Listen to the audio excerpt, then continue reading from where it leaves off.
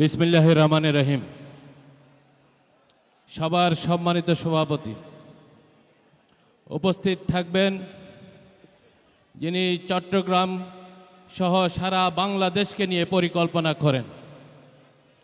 বাংলাদেশকে অর্থনৈতিক সমৃদ্ধ আনার জন্য যে 31 দফা কর্মসূচি নিয়ে এসেছেন, তার মাধ্যমে বাংলাদেশের ভবিষ্যৎ কিভাবে হবে, কিভাবে বাংলাদেশের এই তরুণ প্রজন্মগুলো এগিয়ে যাবে, সবার জন্য কিভাবে কর্মসংস্থানের ব্যবস্থা করা হবে, সেই পরিকল্পনা নিয়ে আসছেন যিনি আজকের সবার প্রধান অতিথি, যিনি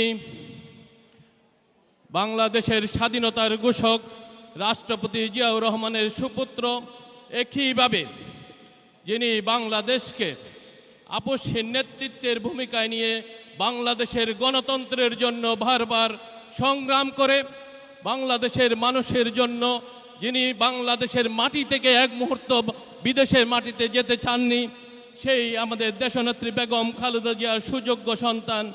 এই দুই মাতা পিতা যার সন্তানকে বাংলাদেশের এক প্রান্ত থেকে আরেক প্রান্তে পাঠিয়ে ট্রেনিংয়ের মাধ্যমে এই আপনাদের জন্য, এই চট্টলবাসীর জন্য, এই বাংলাদেশের মানুষের জন্য সর্বোচ্চভাবে ট্রেনিংয়ের মাধ্যমে বাংলাদেশের স্বার্থ রক্ষা করার জন্য ট্রেনিং দিয়েছেন, সেই তারুণ্যের অহংকার তারেক রহমান আজকের সবার প্রধান অতিথি হিসাবে থাকবেন।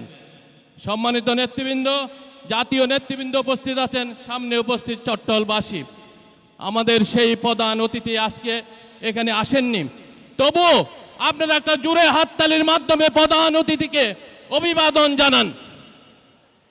আপনাদের এই হাততালি আমি পরীক্ষামূলক বলছি, যখন আমাদের তারুণ্যের অহংকার তারেক রহমান এখানে আসবেন, তখন কিন্তু জোরে হাততালি দিতে হবে। দেখি আরেকটা হাততালি দিয়ে দেখান কিভাবে হাততালি দিয়ে অভিবাদন জানাবেন। আপনারা আপনাদের মোবাইল পকেটে রাখবেন বা আপনাদের বুক পকেটে রাখবেন, যাতে আপনাদের হাত দুটো ফ্রি থাকে। তারুণ্যের অহংকার তারেক রহমান যখন আসবে, আপনারা হাততালির মাধ্যমে তাকে অভিবাদন জানাবেন। আর বক্তব্য রাখবো না, সামনের দিনগুলোতে অতীতে আপনাদের সাথে জেলও ছিলাম, জেলের বাহিরেও ছিলাম, ভবিষ্যতেও আমরা জাতীয়বাদী শক্তির সাথে আছি ইনশাল্লাহ। সবাইকে আন্তরিক ধন্যবাদ। বাংলাদেশ জিন্দাবাদ।